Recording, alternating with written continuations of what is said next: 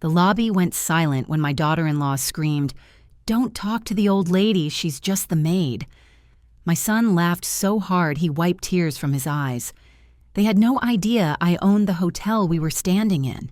At 72, I'd built an empire from nothing, yet in that moment I was invisible.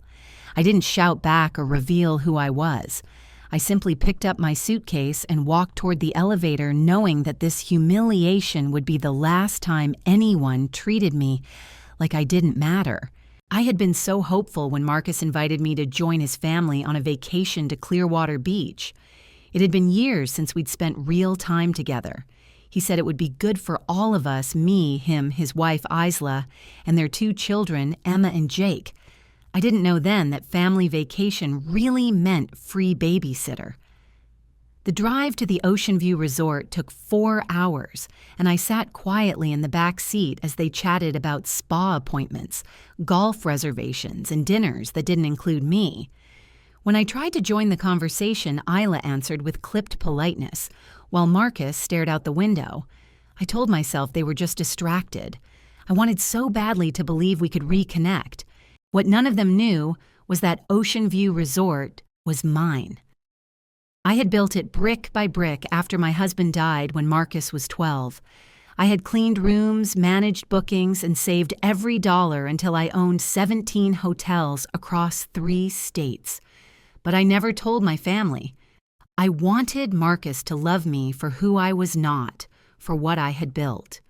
So as we pulled up to the marble entrance and the valet opened our doors, I simply smiled, proud of the place, but ready to pretend to be just another guest. Inside, the front desk manager, Sarah, recognized me instantly, but I gave her a subtle shake of my head. Not yet. Marcus gave his name for the reservation. When Sarah explained that the penthouse suite was unavailable, Isla's eyes darkened. "That's unacceptable," she snapped. "Do you know who we are?" Sarah kept her composure, but Isla's voice grew louder until the entire lobby stared. I tried to calm her, but she spun on me, shouting, "Don't you dare speak! She's just the maid we brought along." The humiliation was sharp and hot. Strangers stared. Someone recorded on their phone. Marcus laughed, actually laughed, telling me to go sit somewhere while his wife called me the help. I wanted to run, but pride rooted me in place. When Sarah quietly offered me a seat in the lounge, I caught her sympathetic eyes. She knew, and I knew she was waiting for me to give one small signal to set things right. But I said nothing. I simply walked away. That night, I didn't sleep. Every time I closed my eyes, I saw Marcus's laughter, Isla's sneer, the whispers of onlookers. The next morning, Marcus knocked on my door as if nothing had happened. "Mom, we're going to breakfast. Can you watch the kids by the pool?" After no apology, no acknowledgement, just orders. I wanted to say no. Instead, I agreed. Peace had always been easier than confrontation.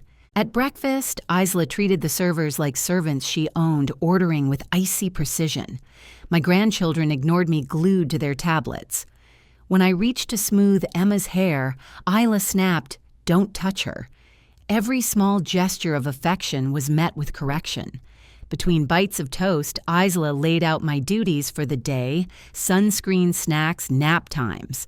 "If anything goes wrong, you'll be The lobby went silent when my daughter-in-law screamed, "Don't talk to the old lady, she's just the maid." My son laughed so hard he wiped tears from his eyes. They had no idea I owned the hotel we were standing in. At 72, I'd built an empire from nothing, yet in that moment I was invisible. I didn't shout back or reveal who I was. I simply picked up my suitcase and walked toward the elevator, knowing that this humiliation would be the last time anyone treated me like I didn't matter. I had been so hopeful when Marcus invited me to join his family on a vacation to Clearwater Beach. It had been years since we'd spent real time together. He said it would be good for all of us, me, him, his wife Isla, and their 2 children, Emma and Jake. I didn't know then that family vacation really meant free babysitter.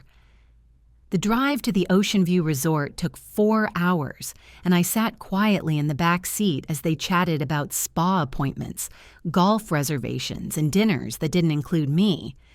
When I tried to join the conversation, Isla answered with clipped politeness, while Marcus stared out the window. I told myself they were just distracted. I wanted so badly to believe we could reconnect. What none of them knew was that Ocean View Resort was mine. I had built it brick by brick after my husband died when Marcus was 12.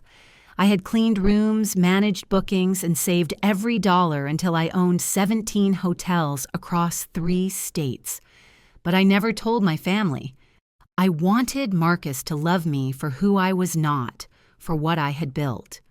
So as we pulled up to the marble entrance and the valet opened our doors, I simply smiled, proud of the place, but ready to pretend to be just another guest.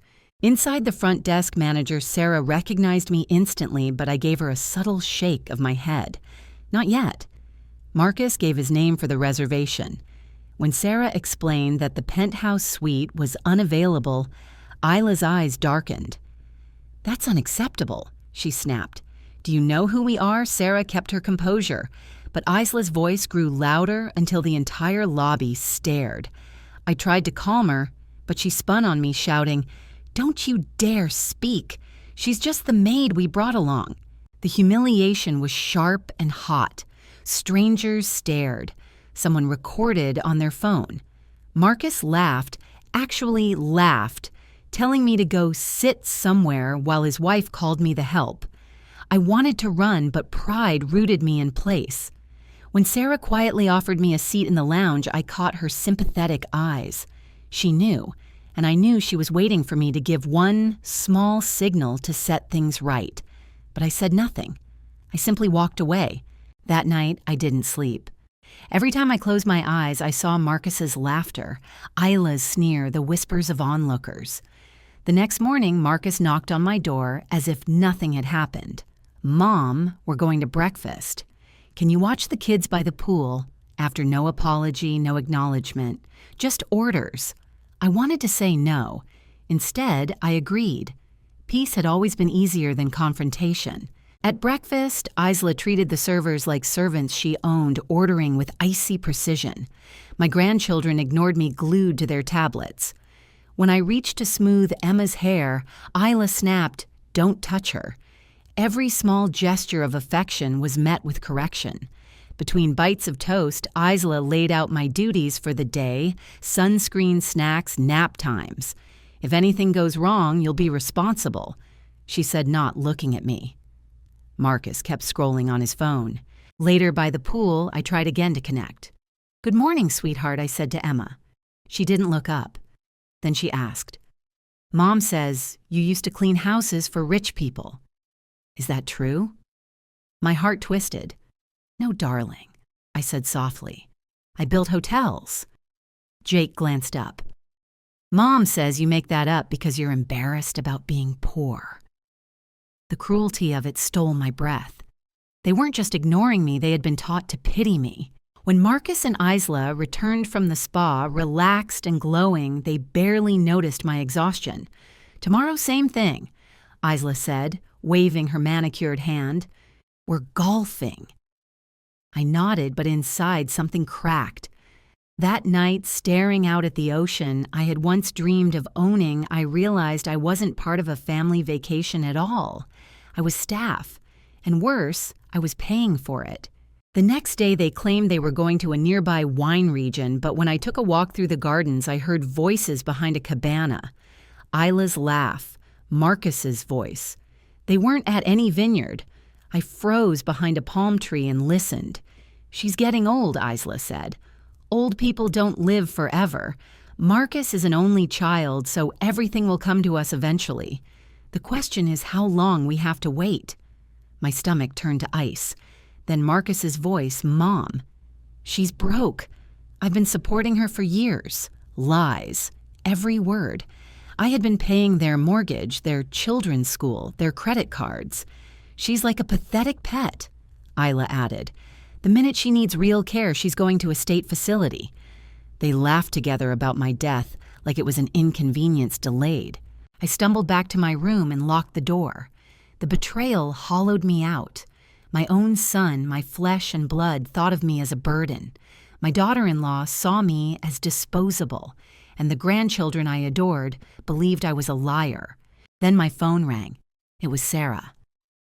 "Mrs. Whitman," she said gently. "Are you all right?" The staff's been worried. Her kindness cut through my despair. For the first time in days, someone spoke to me with respect. "I'm fine," I said, though my voice trembled. Then after a pause, "Actually, Sarah, could you prepare a record of all the charges to my son's room? Every meal, every service." There was a brief silence before she said, "Of course, ma'am." When I hung up, I looked out over the waves. The sunset blazed orange and gold, the same colors that had once symbolized success and pride. This time they looked like warning flames. I realized I had spent too many years earning everyone's love except my own. That would end tonight. Tomorrow they would learn exactly who they had humiliated. By 7 a.m., I was in Sarah's office with coffee I could barely taste and a pen that didn't shake. She handed me a neat folder, a ledger of every demand Isla had hissed across a counter, every comp dessert Marcus had accepted. Without thanks, every spa add-on and private car the two of them had treated as a birthright. 17 separate complaints since arrival. 3 meals sent back for not being exactly 3 minutes cooked. A request to clear the pool of other children so Emma and Jake could swim alone. Sarah's voice was calm, but the hurt underneath it was real. The kind of quiet pain that only comes from being belittled when you're doing your best. "We follow procedures," she said, eyes steady. "But your daughter-in-law wants obedience, not service." I thanked her, then added the words that changed everything. For the next 48 hours, document everything. Times, names, what was said, and keep it discreet. She understood without asking why. I walked the property the way I had in the early years, back when I knew the name of every housekeeper's child and could fix a leaking faucet with a butter knife. I lingered in the service hallways where staff hung their keys and their pride on the same hooks. I saw the way Isla's presence pulled shoulders tight and turned smiles into masks. At 10:15 a.m., she scolded a housekeeper for folding slippers to the left instead of the right. At 11 a.m., she berated a pool server because her mocktail's garnish tilted a degree too far. Marcus hovered a step behind, adding small jabs like salt in a wound. "It's not hard. Do you even train them here?" Then smiling at other guests as if nothing had happened. I didn't interrupt. I memorized. That afternoon, Emma scraped her knee on the diving board. It was a thin line of blood, nothing more the kind of injury a kiss and a bandage cure. She cried for a minute, then reached for me. I cleaned the scrape and pressed the bandage while she leaned into my shoulder, smelling like sunscreen and childhood. Isla swept in like a storm. "This is your fault," she snapped loud enough to turn heads. I said, "Watch them." When Emma tried to stay close, Isla yanked her away. "Don't get attached to Grandma," she said, voice sharp as glass. "She won't be around much longer anyway." Emma's face crumpled. Mine stayed smooth. The rage inside me clarified to something bright and simple. A line I would not let them cross again. By 5 p.m., I had made 3 calls. First to Richard, my attorney, who met direct questions with precise answers. We walked through words like unauthorized use misrepresentation and financial elder abuse, and what evidence would meet those thresholds. Second to my accountant, who sent over meticulously categorized statements that turned vague suspicion into proof, stamped with time and totals. Third to Tom Peterson, my chain's general manager, whose respect has always lived at the intersection of competence and conscience. "I'll brief the few who need to know," he said, "and I'll keep the floor staff safe while you do what you need to do." When I hung up, the sun was going down, a coin of fire sinking behind the water, and I felt something I hadn't felt since the day I signed the deed to my first hotel, Certainty. The following morning opened gray, as slate the sky a lid over the sea. Marcus knocked at 8 a.m. with his familiar practice smile. "We're off to wine country again," he said. "Same plan with the kids."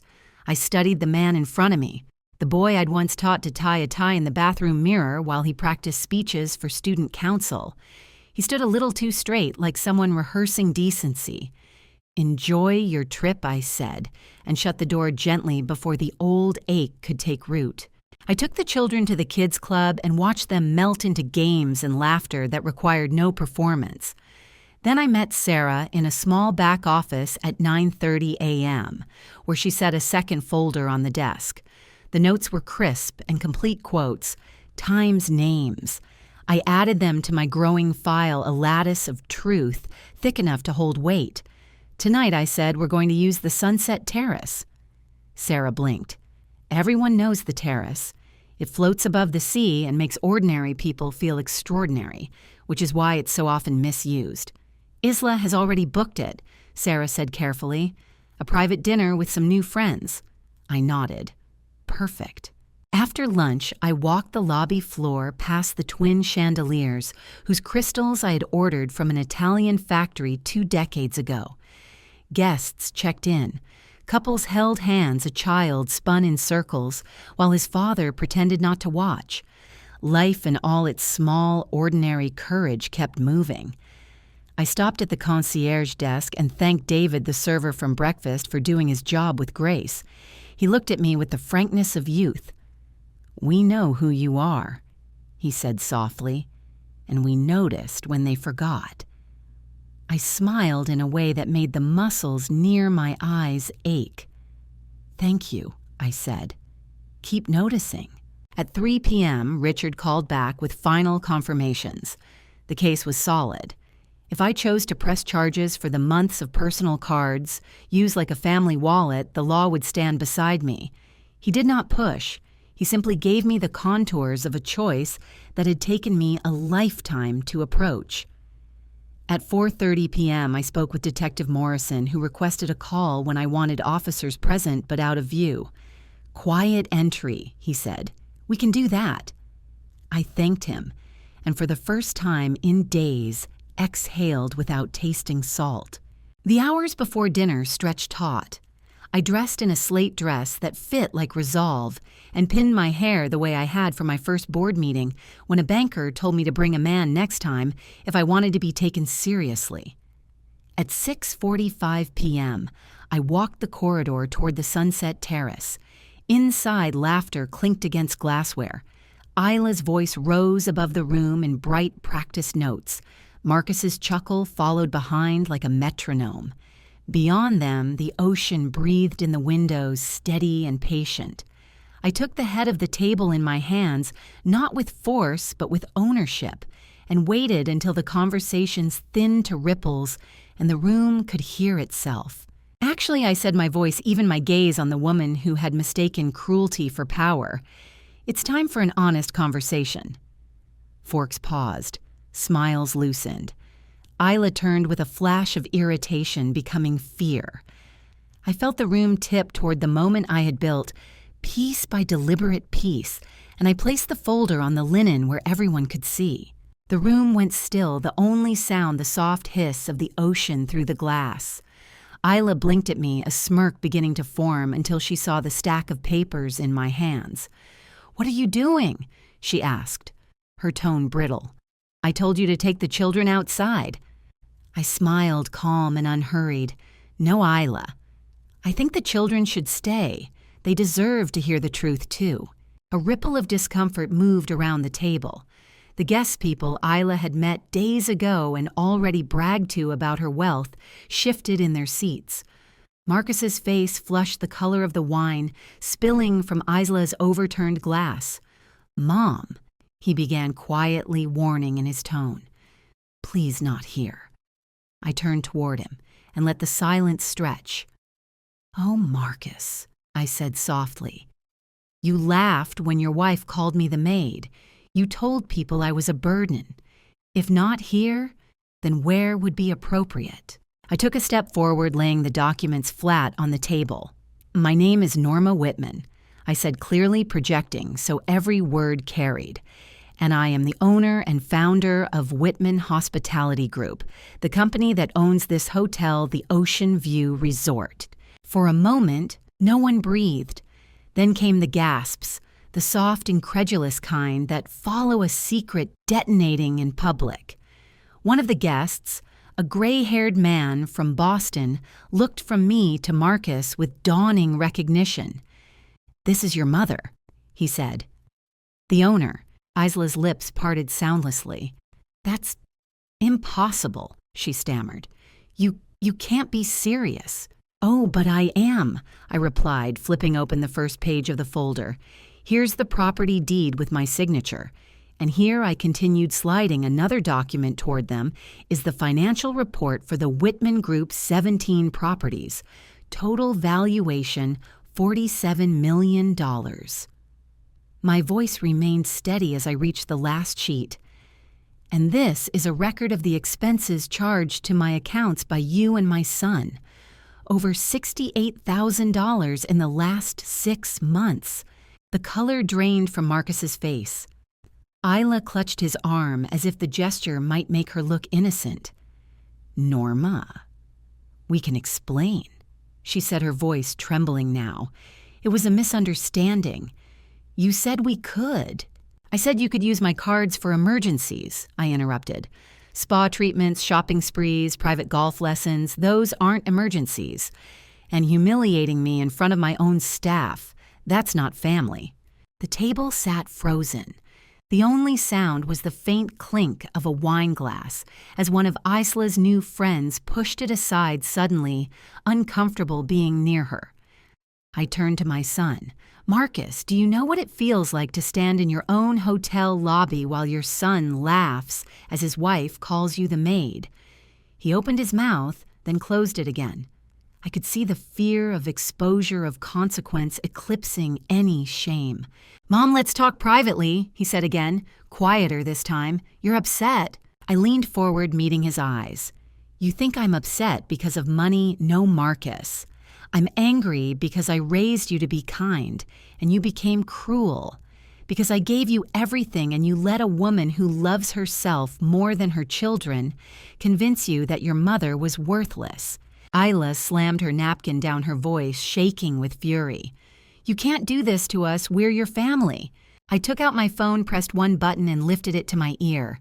"Detective Morrison," I said, my tone calm. "You can come in now." The door opened almost immediately, and 2 uniformed officers stepped quietly inside. Gasps rippled through the room again as Isla's chair screeched backward. "You called the police on your own son." Marcus demanded, his voice rising. "No," I said. "I called them on 2 adults who committed financial fraud." The children sat wide-eyed, confused, but silent. I crouched beside Emma and Jake. "Sweethearts," I said gently, "you've done nothing wrong. I love you very much. This isn't your fault." Their small faces softened a little, and that was the only comfort I needed to stay steady.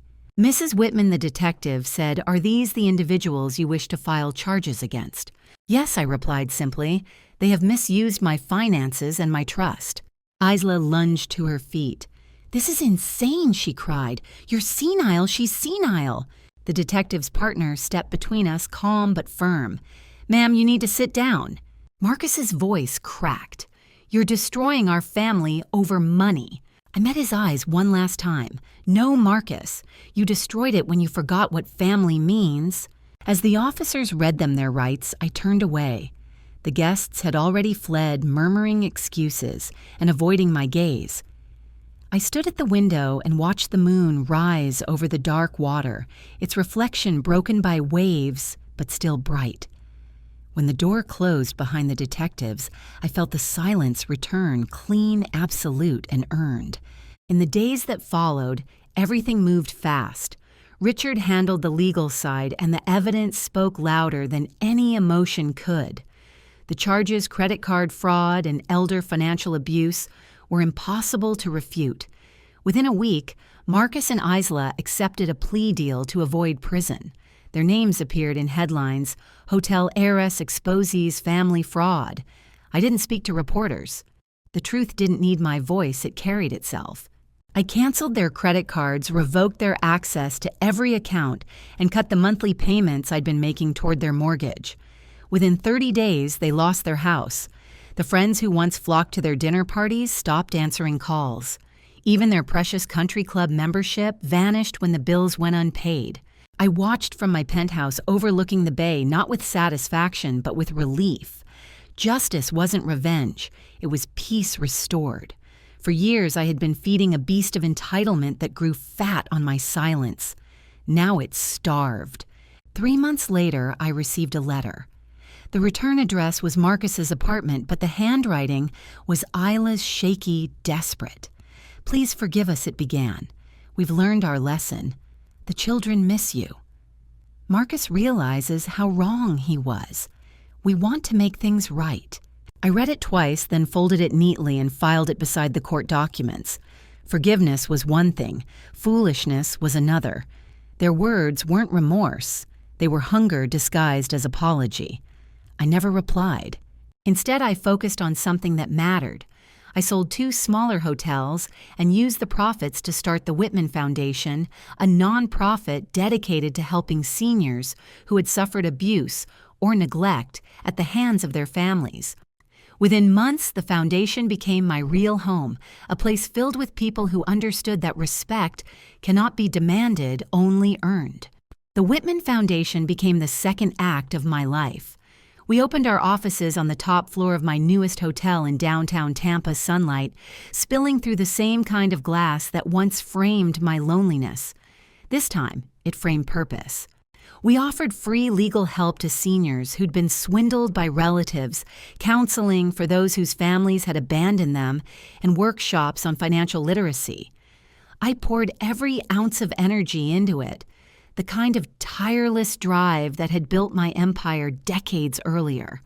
Only now, instead of profits, the reward was seeing people who thought their lives were over begin to stand tall again. The first week we opened, an elderly man came in carrying a shoebox of unpaid bills and eviction notices. His son had emptied his account. A widow arrived 2 days later after being tricked into signing over her home. Their stories echoed my own, and with every case, the wound inside me closed a little more. The foundation staff became my chosen family. Dr. Patricia Chen, our medical director, sharp as a blade but kind to the bone. James Sullivan, our legal advocate, who fought for every client as if he were protecting his own grandmother. And Maria Rodriguez, who had once been left penniless by her own children and now led support groups that turned victims into survivors. Together we created something larger than ourselves. I rarely spoke of Marcus or Isla. The pain was still there, but it had settled into something manageable, like an old scar that tightens in the rain. What I couldn't quiet, however, was the ache for my grandchildren. They had been too young to understand the storm they were born into, too easily poisoned by their parents' bitterness. I missed them with an ache that hummed through every quiet evening. Still, I had to let time do what love couldn't force. So I waited, and time, it seemed, was on my side. Nearly 2 years after that disastrous vacation, Sarah, the front desk manager who had once witnessed my humiliation, visited me at the penthouse. She'd been promoted to general manager of Ocean View, and her pride warmed me. "Mrs. Whitman," she said as we sat on the balcony overlooking the bay, "what you did changed more than you think. The staff still talk about that week, about your grace, about how you stood up for yourself without losing your dignity." Her words settled over me like sunlight. "They deserved better than what they saw that week," I said quietly. "There's something else," Sarah continued. "Guests have started asking about your foundation. Some of them went through similar things, family betrayal, financial manipulation. They want to heal like you did. They asked if we could host something here at the resort." That single conversation sparked an idea that soon became our most successful program. We called it Reclaim Your Life. Each retreat lasted a week, part therapy, part education, part luxury. Participants stayed in the same rooms that once echoed with my humiliation, walked the same halls where I'd been dismissed as the maid, but this time they were treated like royalty. Morning yoga faced the ocean, afternoons were filled with workshops on boundaries and self-worth, and evenings brought group dinners where people shared their stories under the same chandeliers that had once watched my family's downfall. I remember the first night of the first retreat. As I stood in that dining room hearing the laughter of people who had reclaimed their dignity, I realized the universe has an exquisite sense of irony. The very place where I was broken became a sanctuary for others learning to heal. Then one afternoon, while reviewing scholarship applications for young volunteers, I saw a name that stopped my breath. Jake Whitman, my grandson. He was 13 now. His essay began simply, "My grandmother built something out of nothing. My parents tried to take it from her. I want to build things, not destroy them." His words wove between regret and hope. He'd learned